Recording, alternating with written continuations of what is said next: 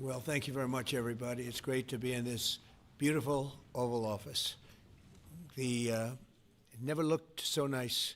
We're getting great compliments, and you see outside how that's come out. It's been great. We make a lot of improvements to the White House, and we're doing that. One of the things you should be looking at is the Palm Court, because that's been totally redone. So we like to preserve and make better the White House, and that's really what's happened, and we're getting tremendous reviews, and we appreciate it. But we're here for a different reason. It's called Operation Summer Heat, which is an appropriate term in light of what we're doing. And early yesterday morning, I returned from the Middle East, where we celebrated a historic agreement to end years of suffering and conflict. Amazing. Every country came together. I mean, even the enemies came out and totally endorsed it. Everybody, I've never seen anything like it. Nobody's seen anything like it. And just as we are forging peace and stability abroad, we're also restoring peace and safety and stability at home. And you see that in Washington, D.C., maybe better than any place, because we got there, and within 12 days it was very good. And within 30 days, it's been as safe as any city in the country. It's been great. Took out 1,700 people, got them out. These are career criminals in many cases, and people that shouldn't have been allowed in by the Biden administration.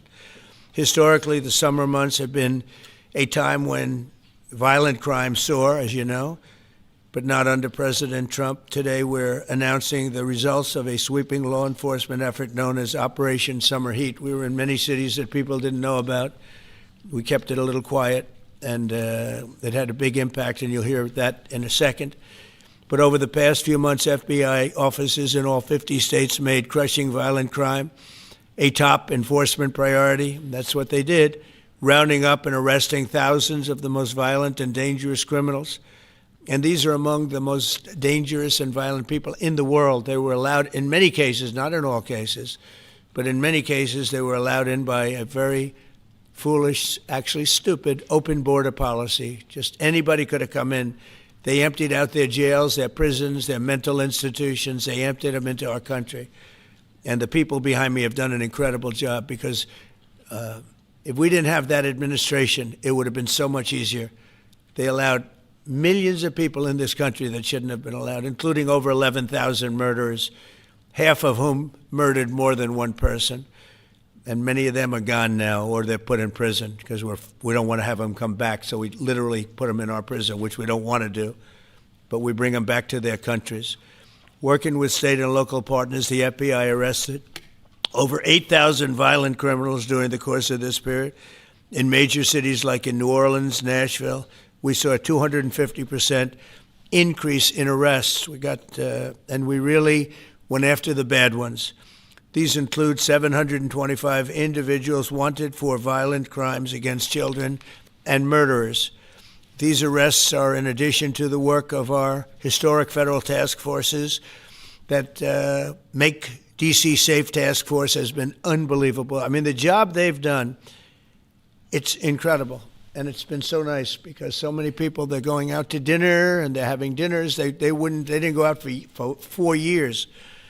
And now they're going out 3 times a week. Restaurants are opening. Restaurants are full. And usually that means a lot of good things. But restaurants that were closed are now opening up. And everybody's happy. It's nobody's ever seen anything like it, actually. And everybody feels safe. You can have a child walk right through the middle of Washington, D.C., and nothing's going to happen. We were losing more than one person a week in Washington. They're being killed on an average of over one a week.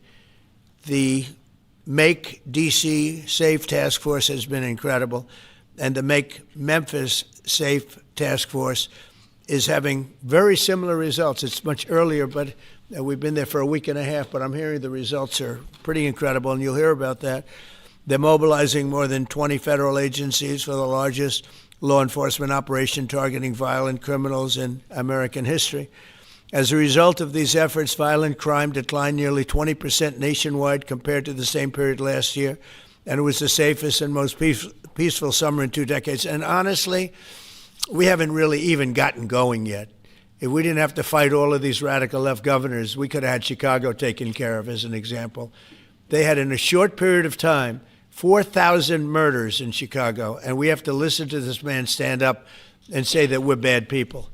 And the people of Chicago are walking around with MAGA hats. You have women, beautiful black women, walking around with MAGA hats.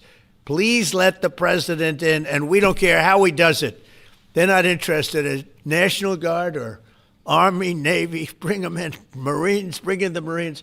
They just want the crime to stop. And more so because of the success that we had in D.C. I think if we didn't have that success, nobody would even believe it. So I want to congratulate all of the incredible law enforcement professionals joining us today, especially Attorney General Pam Bondi, who's terrific, Deputy Attorney General Todd Blanche, who is a fantastic legal talent. He really is. He's a great guy, too. And, of course, FBI Director Kash Patel. They have worked so hard on this and other things. Since the start of the administration, the FBI has arrested over 23,000 violent criminals, more than double the number arrested in the final year of the Biden disaster. The FBI has also destroyed or severely disrupted more than 170 organized criminal enterprises and gangs, 1,600 of the most violent gangs, and confiscated over 6,000 illegal firearms. And they've tracked down and arrested 4 fugitives on the most wanted list, 4 of the most wanted. Actually, 2 of them were the most wanted fugitives in the world. There's still much more work to be done, which is why the FBI continues to work alongside the Department of Justice, the Department of Homeland Security, and the Department of War to defend. And Pete Hegseth has been fantastic, by the way, on this too, on other things, but on this too. To defend law and order and combat violent crime, arrest illegal aliens, and make American cities the safest in the world. And when I campaigned, I talked about crime, but I never knew that we were going to get into it like we did. You know, I mean, I used to watch these cities with the murders. Chicago recently had one deal where they had 11 murders in one weekend, and they said, well, yeah, but it was a holiday weekend. They actually told me that was the reason, like it was okay because it was a holiday. It was Labor Day. These people are the worst. They really have to, they better, I tell you what, the people in Chicago and the people in places like that can be fixed. At some point, it gets to where you can't fix it anymore. It's too far gone. And we have some cities like that. But these are great cities that can be fixed. I'm going to be strongly recommending, at the request of government officials, which is always nice, that you start looking at San Francisco. I think we can make San Francisco. There's one of our great cities 10 years ago, 15 years ago, and now it's a mess. And we have great support in San Francisco, so I'd like to recommend that for inclusion, maybe in your next group. You'll get great support. Every American deserves to live in a community where they're not afraid of being mugged, murdered, robbed, raped, assaulted, or shot. And that's exactly what our administration is working to deliver.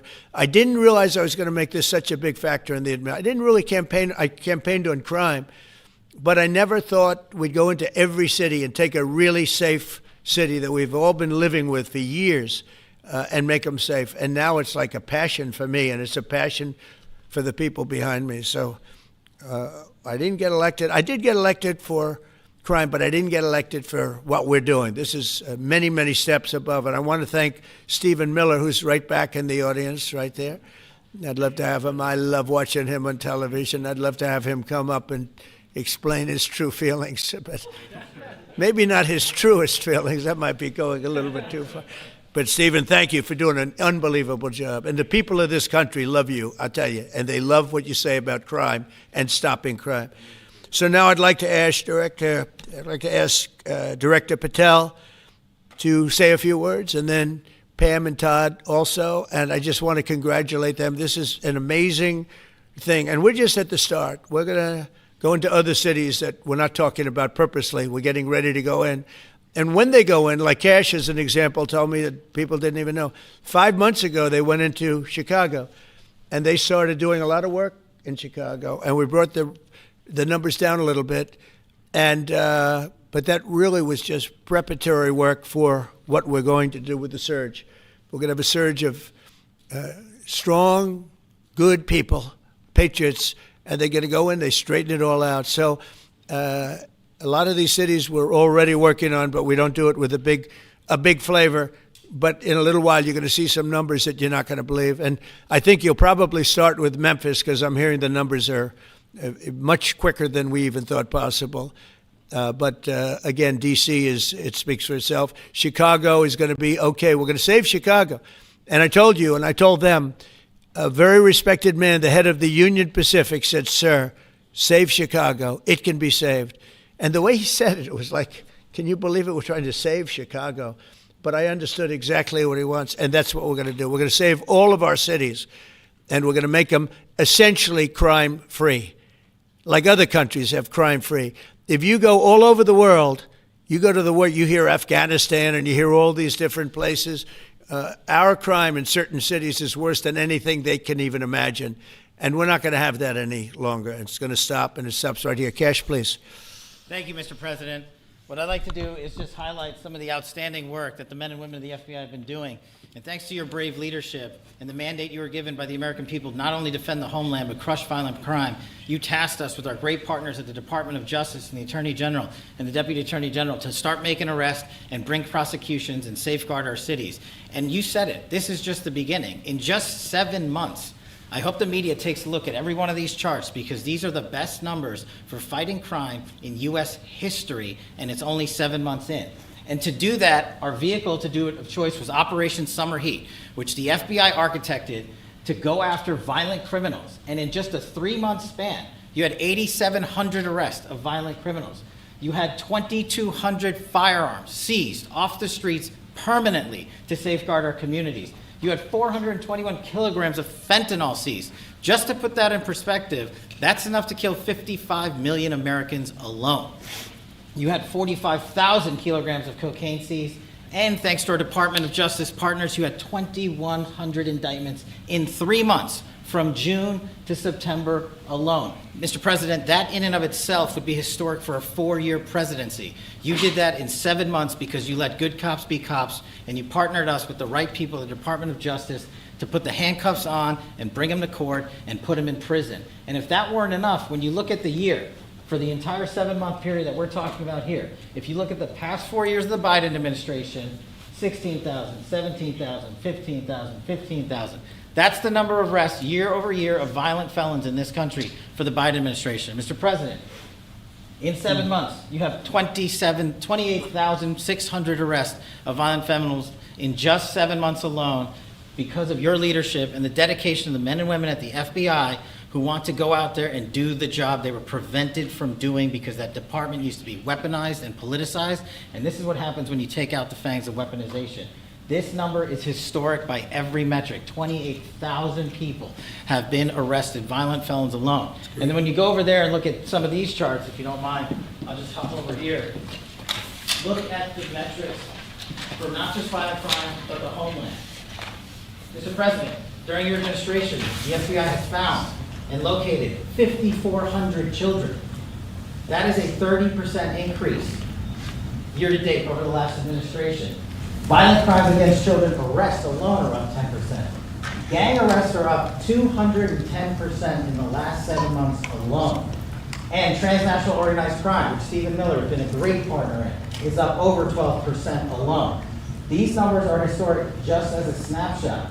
But just so people don't think we're focusing on violent crime alone, the national security mission, Mr. President, under your leadership has never been stronger. We have gone after espionage activities against our main counterparts in China, Russia, and Iran. In China alone, we've had over a 50% increase in espionage and arrests alone in prosecution. In Iran, we have had a 50% increase, again, in espionage cases. And in Russia, we've had a 33% increase in espionage cases alone.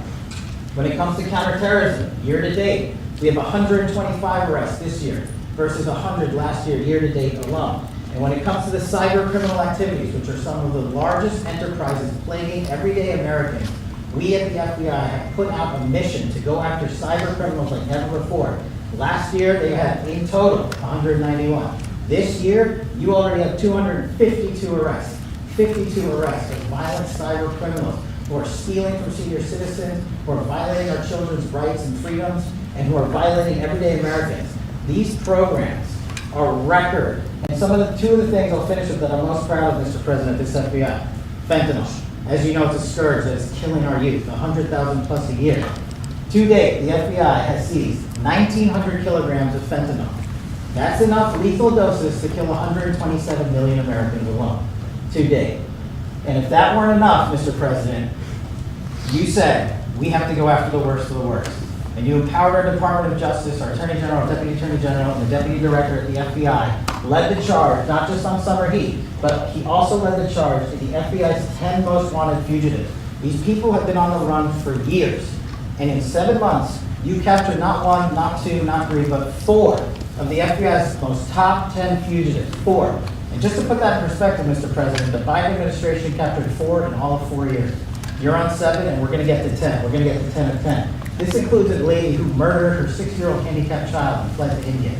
We got her in 2 months. This includes a narco trafficker. This includes a sex trafficker. This includes another first-degree murderer and gangbang. These people were on the run because of the prior administration's reckless policies that destroyed our communities, and you came in and with a mandate said, go after the worst of the worst. This is just the beginning. This is what happens when you let good cops be good cops at the FBI. Mr. President, I just want to thank you for your incredible leadership, our brave partnership with prosecutors who know how to bring cases and make sure these arrests stick. And that's what the Attorney General and the Deputy Attorney General have led the charge across this country. Because arrests without prosecutions are meaningless. We are deterring criminals from doing this activity. We are preventing criminals from coming into America, and we are absolutely crushing violent crime like never before and defending this homeland, sir. And not to mention, I almost forgot this one. It took you, sir, 2 weeks to get the Abbey Gate bomber. Joe Biden had 4 years to look for him. You got him in 2 weeks, thanks to the interagency effort by the FBI and the CIA, went to Pakistan, and now 13 brave warriors who were sentenced to murder because of disastrous Afghanistan withdrawal. They have justice, their families have a peace of mind, and we're going to continue to find the others, Mr. President. On behalf of the FBI, sir, I just want to thank you. Thank you very much, Kash. Great job. Very good. Very impressive. Pam, would you like to say something, please? President Trump, the men and women of law enforcement say 2 things to me repeatedly. First, you have taken the handcuffs off them and let them do their jobs, and you let cops be cops. That's why all this is happening.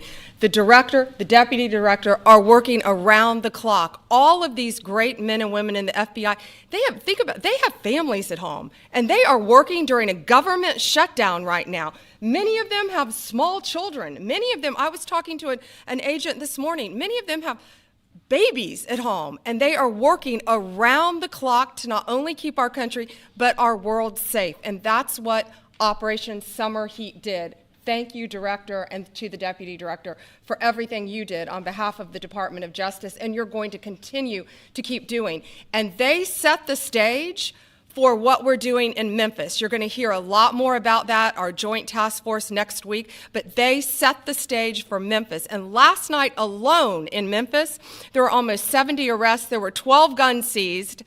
And there was a 70-year-old man arrested as a result of our operation in Memphis who raped a child under the age of 3. That one case makes everything we're doing worthwhile. So thank you all for being here on behalf of both of us. Thank you, President Trump. Thank you. Todd, you want to say something? Sure. Thank you, Mr. President. So this is a great day, and I think there's stats that the director talked about which are important, but I want to give 2 examples of what summer heat has done that actually will apply hopefully to everybody in this room. The first is for over 4 years during the last administration, there was a hotel in a town, the middle of a town in Alaska, that was being run as a drug den. There were over 1,000 calls to 911 over four and a half year period. There were multiple violent crimes, drug dealers, overdoses, and murders at this one hotel, ruining a community. Summer Heat went in there. It's not only arrested all the participants that were controlling the hotel, but seized the hotel. And so that's one example of what summer heat means to everyday Americans that just want to live in peace. The second example is a large narcotics trafficking group that was selling fentanyl in the state of Washington. They were shipping fentanyl and using commercial aircraft, putting fentanyl pills and powder onto in suitcases, flying them from the southwest border, mostly Arizona, all the way to Washington. It had been going on for an extremely long time, and the entire organization was arrested. And I say those 2 examples because it's easy to look at the board and see 1,000 arrests, how much different is our communities now compared to the past 4 years? But there's actual life examples. Every one of these arrests means that our streets are safer, and that's because of the work of this administration, of President Trump and Director Patel. So I will tell you, Attorney General Bondi and I are together every day with Director Patel, figuring out ways that we can continue to do this work, and it's not going to stop. Like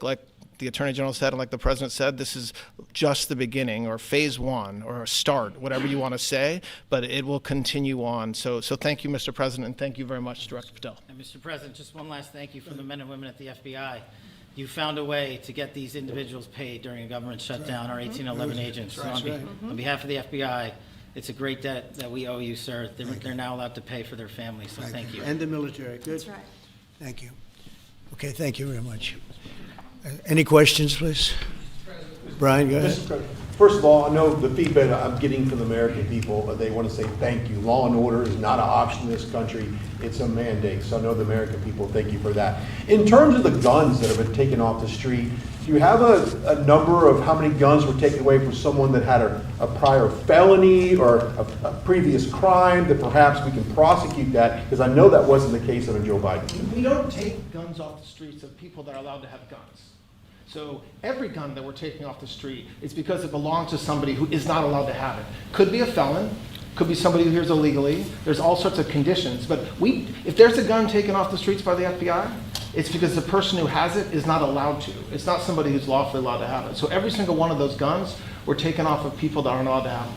And not including the FBI, all of the other agencies. ATF alone, since January 20th, has removed over 25,000 illegal guns off our streets, just since President Trump's been in office. And Mr. President, if I could follow up on that, could there be any further conversation to have national concealed carry applied to actual DC? Like if you had a driver's license in Texas and you had a permit, of course you could drive. Well, as you know, they've been talking about that for a long time. It's an interesting question. A lot of people feel strongly both ways, but we are talking about that, Brian. Thank you. Mr. President, on Venezuelan boats, I want to ask you, why not have the Coast Guard stop them, which it is empowered by law to do? You know, this way you can confirm who's on the boat and ensure that they're doing what you suspect. Because we've been doing that for 30 years, and it has been totally ineffective. They have faster boats. Some of these boats are seriously, I mean, they're world-class speedboats, but they're not faster than missiles. But we've been trying to do that for years, and so much of the drugs, 25-30%, would come in through the seas. Right now we have, I would say, none coming in through the seas. In fact, I don't know about the fishing industry. If you want to go fishing, a lot of people aren't deciding to even go fishing. We've almost totally stopped it by sea. Now we'll stop it by land. What's the next step? But it never worked. It never worked when you did it in a very politically correct manner. What's the next step in this war on cartels, and are you considering options, are you considering strikes on land? Well, I don't want to tell you exactly, but we are certainly looking at land now because we've got the sea very well under control. We've had a couple of days where there isn't a boat to be found. And that, I view that as a good thing, not a bad thing. But we had tremendous amounts coming in by boats, by very expensive boats. You know, they have a lot of money, very fast, very expensive boats that were pretty big. And the way you look at it is every boat that we knock out, we save 25,000 American lives. So every time you see a boat and you feel badly, you say, wow, that's rough. It is rough, but if you lose 3 people and save 25,000 people, these are people that are killing our population. Every boat is saving 25,000 lives, and you can see it. The boats get hit, and you see that fentanyl all over the ocean. It's like floating in bags. It's all over the place, and it's a tremendous. We're saving tremendous amounts of lives. Yeah, Mr. President, on that issue. I know you've talked about, I have a question for you, and then I also have a question for Director Patel. I know you talked about having some distaste for Boston recently. Is this one of those cities that you might be looking into, and can you give us a hint about other cities that you might be? You're saying for where? For where? For Boston. Yeah, well, Boston has a bad mayor who at least is a reasonable IQ person. You know, most of them are low IQ. But, and they're so bad. I mean, what's going on in Chicago is just, you'd think the guy would say, hey, look, we have a problem, Mr. President. Could you come in and straighten it out? We could have that done in a month if we had their cooperation. It's going to be done anyway, but we could have it done in a month. Yeah, Boston, she's got 4 areas that are, wrong. And, somebody said, would we think about taking the World Cup away from Boston if they don't straighten it out? And the answer is yes, we have the right to do that with FIFA. So if we think that LA is going to be bad, or we think that applies a little bit to the Olympics too, but we'll talk about FIFA first. FIFA is very hot. If we think there's any reason that, whether it's Boston or anywhere else, that they're not doing their job, we're going to take those World Cup games and move them someplace else. Thank you. And then Director Patel, there's been so many conspiracy theories swirling around about the assassination of Charlie Kirk. Do you have any updates for us, especially in light of all the online content that everyone's been talking about? The only thing we deal with at the FBI and the Department of Justice is facts, and we delivered in record speed a manhunt to capture Charlie Kirk's alleged assassin in 33 hours. And if you put that in perspective to Luigi Mangione or the Boston bomber, they took them 5 days and a police officer lost their life in their manhunt. We are running out absolutely every single lead, and the best thing we can do to honor my friend Charlie Kirk's life is to make sure that everyone involved is prosecuted to the full extent of the law, and that's what we're focused on, investigating the facts, not trading in conspiracy theories. Okay? Mr. President, thank you so much. Thank you. In light of China's export curbs on rare earths, do you view India as a reliable partner going forward? And are you planning to meet Prime Minister Modi in Malaysia? Are you open to talks in terms of Yeah, trade? sure. He's a friend of mine. We have a great relationship. He just said that 2 days ago, as you know. We have a great relationship. No, we were not happy with him buying oil from Russia, because that lets Russia continue on with this ridiculous war where they've lost 1.5 million people, by the way. Russia's lost 1.5 million people, soldiers mostly. This is a war that should have never started, but it's a war that Russia should have won in the first week, and they're going into the 4th year. And I want to see it stop. So I was not happy that India was buying oil. And he assured me today that they will not be buying oil from Russia. That's a big stop. Now I got to get China to do the same thing. That is relatively easy compared to what we just did over the last week in the Middle East. Middle East was 3,000 years, and we got it done. This is 3 years, and I think we'll get it done. I think that President Putin, I think he wants to get it done. We'll see. There's a great animosity between him and Zelensky. You probably have noticed, right? And I think it's hurting the process. Yeah, please. Mr. President, thank you. Curious, why did you authorize the CIA to go into Venezuela? And is there more information you can share about these strikes on the alleged Well, I can't drug do busts in that, the but Caribbean? I authorized for 2 reasons, really. Number one, they have emptied their prisons into the United States of America.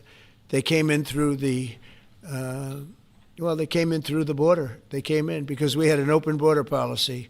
And as soon as I heard that, I said, a lot of these countries, they're not the only country, but they're the worst abuser. And they've entered they've allowed thousands and thousands of prisoners, mental institution, people from mental institutions, insane asylums, emptied out into the United States. We're bringing them back, but that's a really bad, and they did it at a level that probably not, many countries have done it, but not like Venezuela. They were down and dirty. And the other thing are drugs. We have a lot of drugs coming in from Venezuela. And a lot of the Venezuelan drugs come in through the sea, so you get to see that. But we're going to stop them by land also. Does the CIA have authority to take out Maduro? Oh, I don't want to answer a question like that. That's a ridiculous question for me to be given. Not really a ridiculous question, but wouldn't it be a ridiculous question for me to answer? But I think Venezuela is feeling heat, but I think a lot of other countries are feeling heat too. We're not going to let this country, our country, be ruined because other people want to drop, as you say, their worst. They have given us their worst. They've loaded up our country with prisoners, with mentally ill people that are seriously ill, criminally ill, and we're not going to take it. And so, I mean, it's just one of those things. And I can tell you, we've taken care of the sea. There's nobody, and we're watching. We're watching. And if we see it, we'll save it. Yeah, please. On the ships, though, sir, there are Republicans and Democrats up on the Hill concerned that in the briefings they've gotten about those attacks, they're not necessarily getting information about who was on them and what exactly was on those ships. Can you ensure that? But they are given information that they were loaded up with drugs, and that's the thing that matters. When they're loaded up with drugs, they're fair game. And every one of those ships they're not ships, they're boats, they're speedboats. They're extremely fast, record-setting type speedboats that cost a lot of money, and they have a lot of money because they're drug sellers. But they know one thing, and they all have the same thing in common. There's drug dust. They call it drug dust. They call it fentanyl dust all over the boat after those bombs go off. And you can take along. Attack them though that they're a drug We know before. We know when they go out. We know we have much information about each boat that goes out. Deep, strong information. Yeah, please. Sir, you're going to have Vladimir Zelensky here this week. What is your message at this stage of the war for him? And shy of tomahawks. To who is it? For Zelensky. Yeah. And shy of tomahawks for Ukraine. Are you considering other options, and will you speak with Vladimir Putin about No, we're looking at other options. We are. President Zelensky's coming in. I'm not a fan of the war. I'm not a fan of the way it started. It should have never happened. It wouldn't have started if I were president. The election was rigged.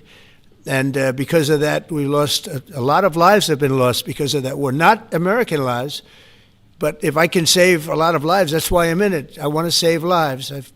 I've had 8 wars. The Prime Minister of Pakistan got up the other day, said so beautifully, says, you saved millions of lives. He told that to a group of people right in this office. He said the president saved millions of lives. And I think what he's referring to is the fact that that would have been with India, nuclear war.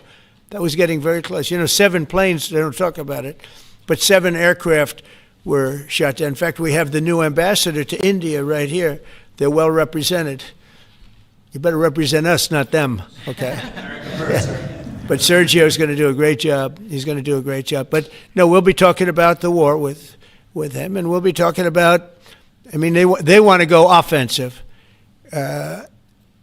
I'll make a determination on that, but they would like to go offensive, you know that, and we'll have to make a determination. Can I follow up the question? Given you have the FBI Director and Attorney General here today, Jim Jordan has asked Jack Smith to appear in front of the House Judiciary. You mean deranged, Jack? He's a deranged individual, yeah. He's asked him to Well, they should. I'm surprised it takes so long. We're talking about violent crime. What about the crime against a political opponent? That's what we have to talk about, too. Jordan would like to understand the full extent to which the Biden-Harris Justice Department weaponized federal law enforcement. What do you think the committee will find out, Mr. Smith? I think it was the worst weaponization of a political opponent in the history of the world, let alone this country. And I hope that everybody's, they're involved in it. I'm not. I'm the one that had to suffer through it and ultimately win. But what they did was criminal. Deranged Jack Smith, in my opinion, is a criminal. And I noticed his interviewer was, I think that was Weissman. And I hope they're going to look into Weissman, too. Weissman's a bad guy. And he had somebody in Lisa, who was his puppet, worked in the office really as the top person. And I think that she should be looked at very strongly. There was tremendous criminal activity having to do. If we don't have fair elections in this country, we're not going to have a country. And I've said it from the beginning, fair elections and borders. And we need also fair press, because if you don't have fair press, it's very tough. And we've got the strongest border of anybody. Nobody has a border. We have a border where the numbers just came out again. You saw 0 people came in illegally. Now, we do take people into our country legally, but 0 people. But, you're talking about a different subject. You're talking about political crime. They have committed massive political crime. I hope they're looking at Shifty Schiff. I hope they're looking at all these people. And I'm allowed to find out. I'm allowed to, I'm, in theory, the chief law enforcement officer. But I have a very good, talented group. This is about something else. But I hope they're looking at political crime, because there's never been so much political crime against a political opponent as what I had to go through. They raided my house in Florida. It was an illegal raid.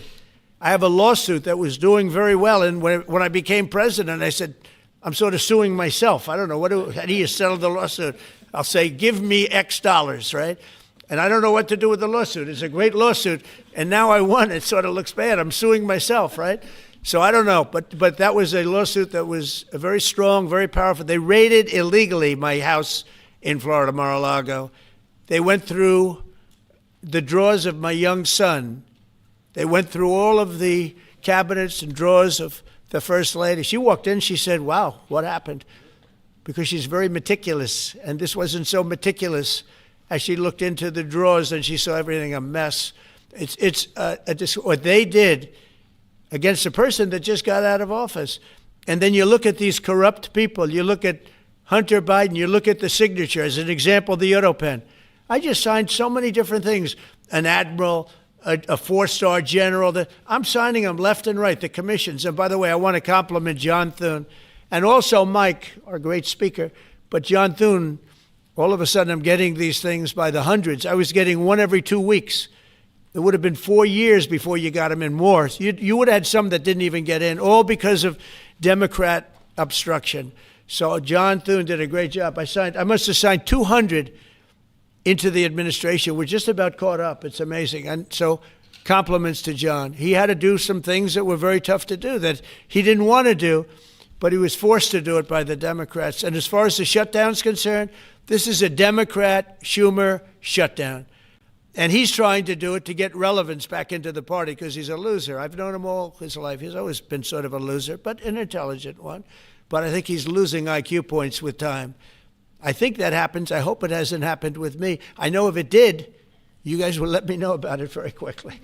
Question on violent crime, sir. Here in D.C., a judge has given the 2 teenagers that beat up ex-Doge staffer Big Balls probation. It's incredible. And no jail time. Is this justice? Jeanine Pirro is doing a fantastic job, and she is beside herself because you have these radical left judges that they beat the hell out of this guy. And there was many people against this one guy who was really trying to protect his girlfriend. He didn't want his hooded over the door but they really beat him up badly. That just happened, right? Yeah. Wow, that's terrible. I think the judge should be ashamed of himself. That's a big problem. You know, they can do their job and then they go into a court and the people are protected by these, I don't know where they come from. Where do these people come from? Where do the judges come from?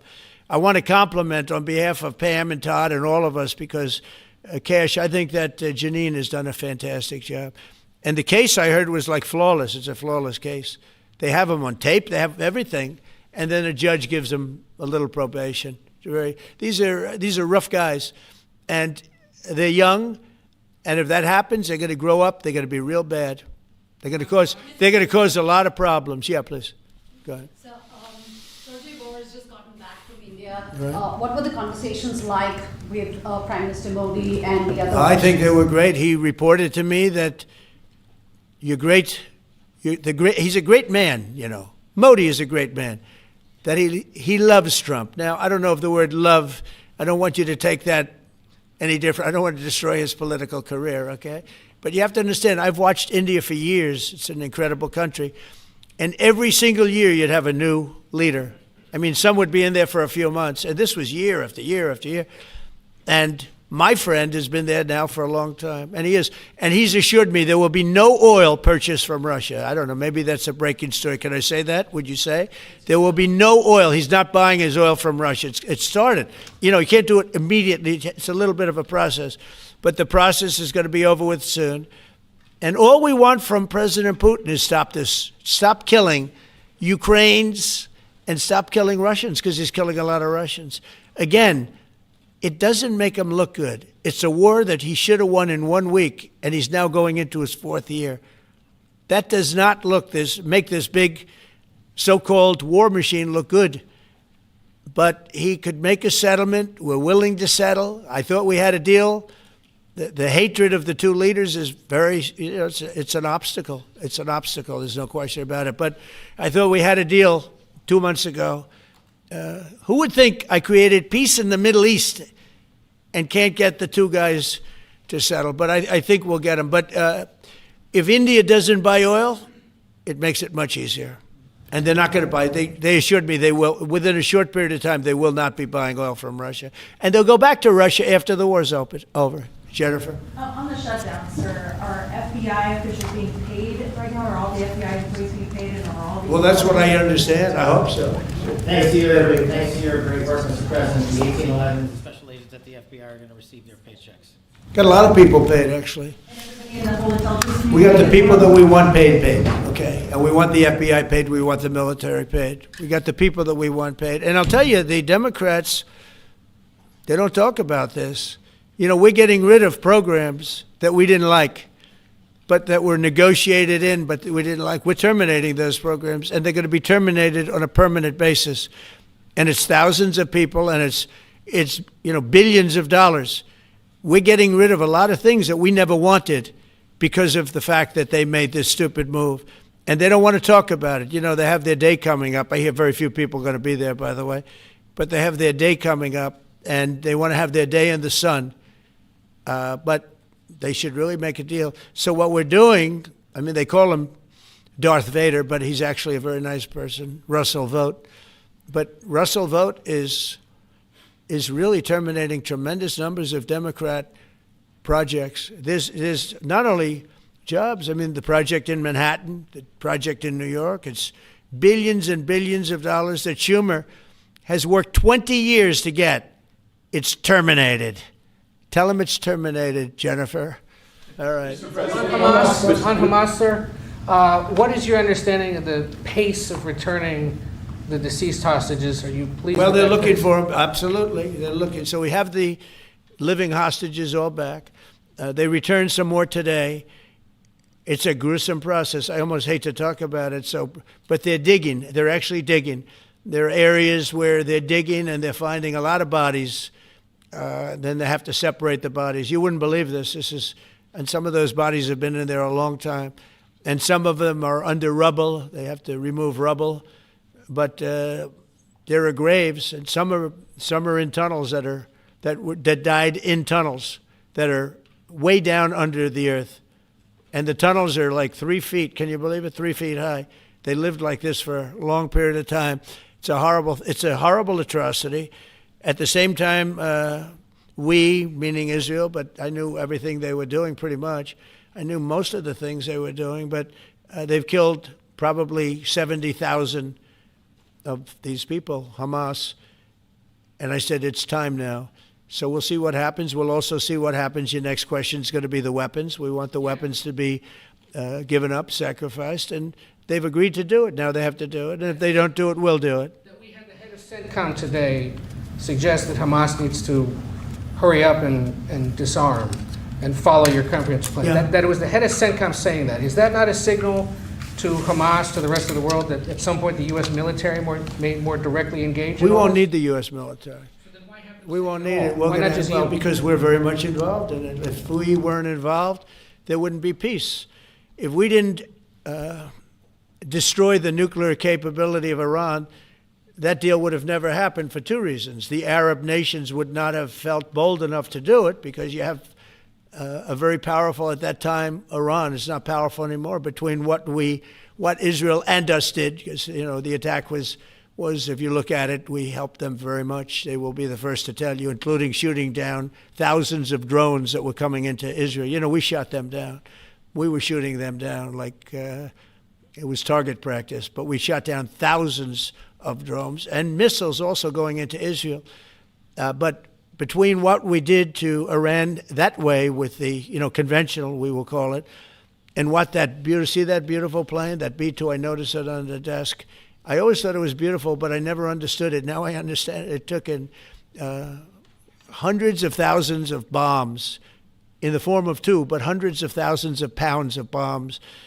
And every single bomb hit perfectly. Then they sent Tomahawks in. They sent 30 Tomahawks on top of it. And that was totally, CNN said, well, maybe it wasn't as bad as Trump said, because I said obliterated. Obliterated is not a strong enough word, actually. And you saw the Atomic Energy Commission came out and said the word obliteration is very, very, think of it. They came in under potential fire. They entered Iran airspace late at night, in the dark, no moon. The moon was low for a reason. What time we picked it. Couldn't see anything. And they hit every target, and they weren't hit. Nobody saw that plane. That plane is stealth. Nobody saw it. The problem with that is it may be stealth today, but tomorrow it won't be. And we just ordered about 20 brand new B-2 bombers. It's unbelievable as a weapon. I know Putin, when I was riding with him in Alaska, we passed a lot of them. And he said, that really did the trick. I said, yeah, it did. It's amazing. The flying wing. But you still foresee no reason for the U.S. military to get involved in Gaza? No, I don't see that. No, I think we're going to handle it very well. We'll be helping Israel. But we have other countries that are now. You know, we signed, many countries signed, and many of those countries relatively are very strong military powers. And Hamas has no support. See, Hamas had the support of Iran, and now Iran says, don't get us involved. The last time they got them involved didn't work out too well. So they used to have the support of Iran. Today, Iran they're trying to survive. You know, when I heard the reports 2 weeks ago, Iran's looking to build a nuclear weapon, I said, don't worry about it. They got a lot of things they want to do before nuclear weapons. I said, the last thing they want to do is a nuclear weapon. It didn't work out. And if they did a nuclear weapon before they got even close, that site would be attacked and it would be wiped out. Yeah. Mr. President, you're meeting with President Xi in a few weeks. Yeah. If you can't come to an agreement or a deal at that meeting, are we in for a sustained trade war with China? Well, you're in one now. Look, we have 100% tariff. If we didn't have tariffs, we would be exposed as being a nothing. We would have no defense. You know, they've used tariffs on us, but we've never had anybody sitting in that chair that felt the need to do it. And they've allowed us to be $37 trillion in debt, et cetera, et cetera. Tariffs are a very important tool for our defense, for our national security. If we don't have tariffs, we're not going to have national security. As an example, if you look at Pakistan and Iran, I told them I was in the midst of negotiating a trade deal with Iran, and Pakistan was going to be in line.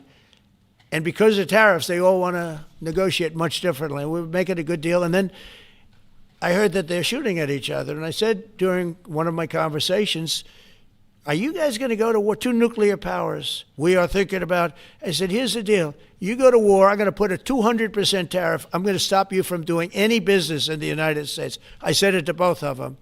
Within 24 hours, the war ended. That would have been a nuclear war. And again, the Prime Minister of Pakistan, who was here 2 weeks ago, said that man saved many millions of lives in front of a whole group of people because he thought it was going to be war.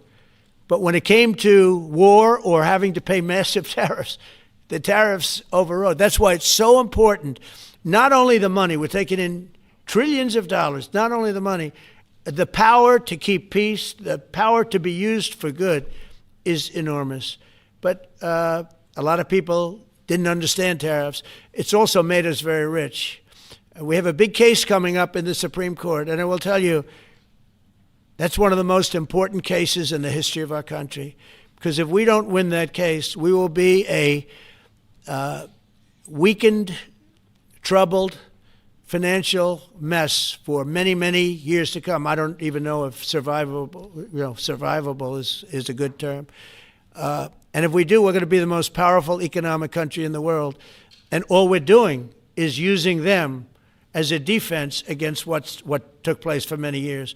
China would charge us tariffs. It was incredible, but we weren't allowed to charge. And we're allowed to do whatever we want. We just had presidents that didn't want to do it for whatever reason. And it was nothing. But of the 8 wars, I was saying 7, of the 8 wars, I would say tariffs are directly responsible for me ending 6 of them, 5 or 6. Without the tariffs, you have wars raging all over the world. With the tariffs, other than Russia, we have no wars out there. And we've made a lot of good friends, too. Tariffs are so important to our national security. If we don't have tariffs, we don't have national security. Our country would suffer a level that, because they're used so strongly on us. As an example, the European Union, they won't take our cars, they won't take our agriculture, they won't take anything, but they send their cars in, Mercedes, BMW, Volkswagen, by the millions. We don't send any cars. They don't take them. They were tariffing us out. Agricultural products, they don't take our agriculture. They want their farmers to do it. I understand that. But it was very unfair, and they were tariffing our product. They're keeping out by using tariffs. And we didn't use them, but I used them. And now we made one of the great deals with your $650 billion they pay us. And we've evened it out. It's really a good thing to see. And you have to understand, they've all signed. Japan, South Korea. I mean, South Korea, $350 billion up front. Japan, $650 billion. And they've all agreed to it. They're all happy. But before, it was a total ripoff. And if we don't have the use of tariffs, we have no national security. This country will have no financial security, will not have national security. And the people that brought the lawsuit are people that are aligned with foreign nations that are now being treated fairly as opposed to just ripping us off and ripping us asunder.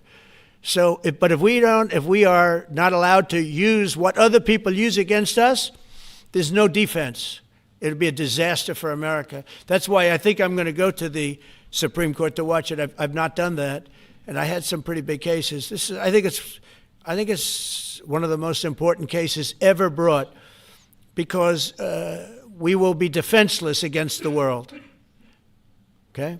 You'll go to the tariff case? Did you have one? Yes, please. Thank you, Mr. President. I want to ask you about the Georgia Senate race. I know it's very early, but there's several Republicans in that field that are vying for your endorsement. A lot of good people in that field. Yes. I know all of them, actually. I haven't made a decision on that, but you have some very good people in the Georgia Senate race. Well, Governor What Trump else? has endorsed. No, I know, the governor has, and he's spoken to me about it a lot. He likes that candidate a lot, and I understand that. I haven't made a decision yet. But I'm following that race very carefully. I think it's very important for Georgia to get a real senator, because the senator they have now is a horrible senator. He allows all the crime, all the borders. You have open borders. I mean, his whole philosophy is a disaster. That's not representative of the people of Georgia. I know the people of Georgia. I won Georgia 3 times, but they say twice. Okay, I won it very big the last time, and I won it big the first time, and I won it big the second time. But we had criminals that didn't allow. I mean, I hope they're going to go into that. I hope they go into the votes which are being stored in Fulton County and take a real look at those votes, okay? Because I won it the second time too. But I know Georgia very well. I love Georgia. Those people are great, and they deserve a good senator, because the man they have now is a weak, ineffective person. Okay. New Jersey and Virginia. President, I wonder what you make of By the way, you won Georgia 3 times. Just Yeah, I agree. Do you agree with me? I And do. he's the media. For someone that He's the spends media. a lot of time in Georgia, I believe you won that. Yeah, okay. I really have a question about You know, the word believe isn't strong enough, right? Yeah, You I know. there you go. It's true. I know I won too. We have the great Newt Gingrich. Newt, you agree with us? Good. Otherwise, I'd have him dismissed immediately from the room. You know, his wife, as you know, is becoming an ambassador to a great country, Callista. So congratulations. And we're going to take a picture.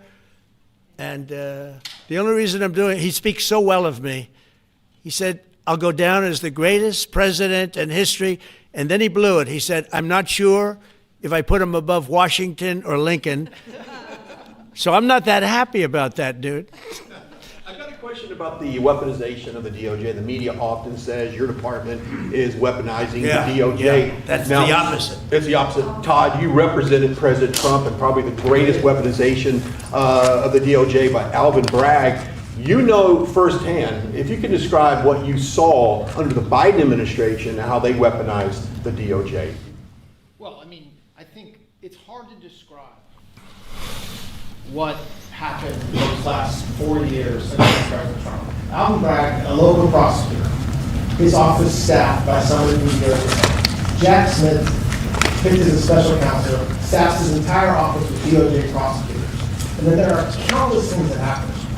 All in writing, most of them on the docket, that require no explanation except a complete abomination of the place that the Attorney General right now and Director Patel.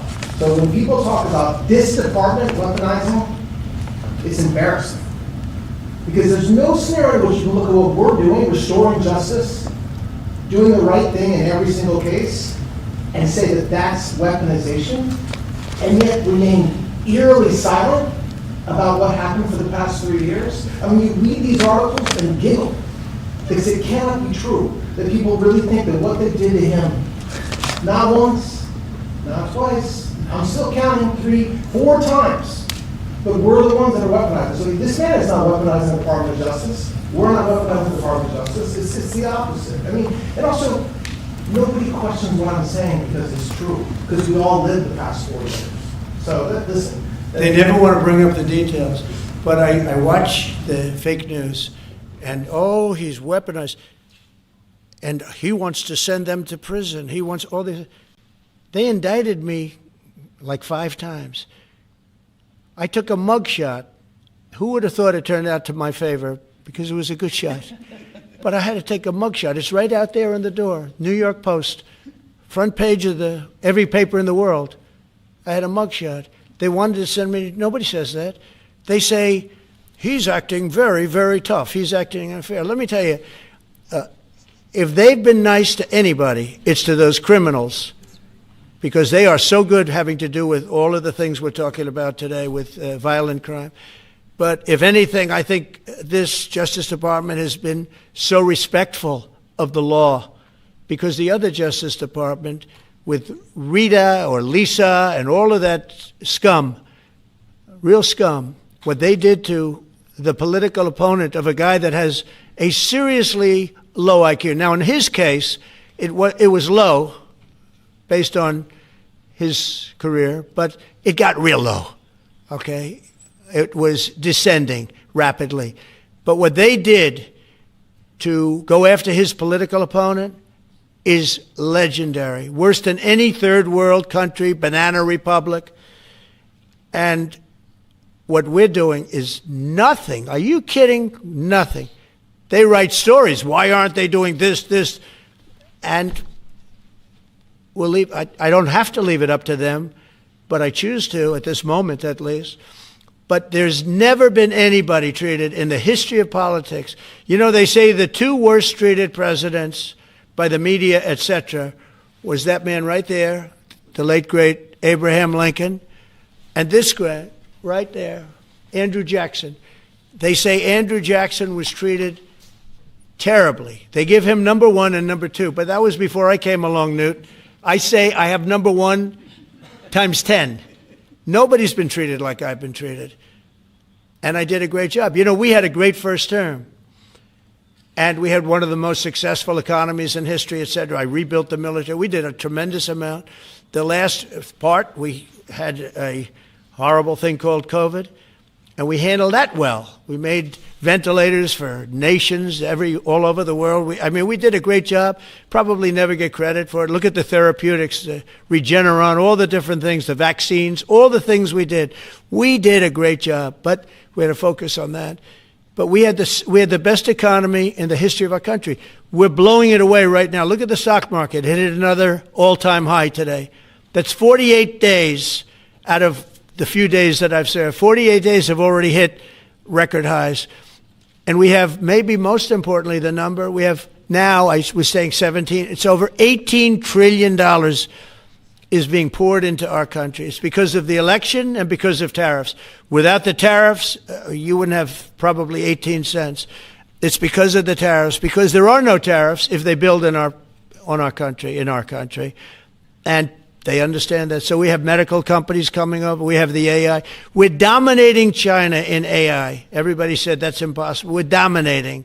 I'm letting these massive plants build their own electric generating plants. They're becoming utilities in addition to everything. Maybe they'll make more money with that. Who knows? But they're building their own electric because we have an old grid. You wouldn't be able to do that. And we're dominating China. We're dominating with AI, which seems to be the new big thing. That's the new internet. That's the new whatever. So we're very happy with the job we're doing. I'm very happy with the job they're doing. But when you tell me about attacking a political opponent, there's never been, and I'm a legitimate opponent. I watch my son. He's got the #1 best-selling book now. My son, Eric, is a wonderful kid. That guy spent so much time with subpoenas. He got more subpoenas than anybody in the history of our country. Think of it. And he's an innocent, good boy. He's a good kid. He's always been a good kid.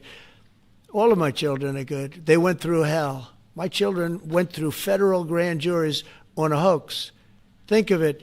You have Adam Schiff and Hillary Clinton and others make up a hoax and then wanting to so they know it's a hoax, and they go before the press, say Donald Trump Jr. will go to jail because of what he's done with Russia. I'll never forget, I get a call from my son Don, and he said, Dad, I'm being accused of something with Russia. I don't know anything about Russia. He didn't know anything about it. Think of it, how bad they are. They say he'll go to prison for the rest of his life. He knew nothing about it. On a hoax, the Russian hoax, Russia hoax, on a story that they made up. And they made it up in order to explain why Hillary Clinton lost an election that she lost by pretty good numbers. The second one, actually the second one was even better, but the third one, this one was too big to rig. It was just too big to rig. They would have rigged. They tried to rig it. But think of it. They want to send my children to jail, but they were after Don in particular.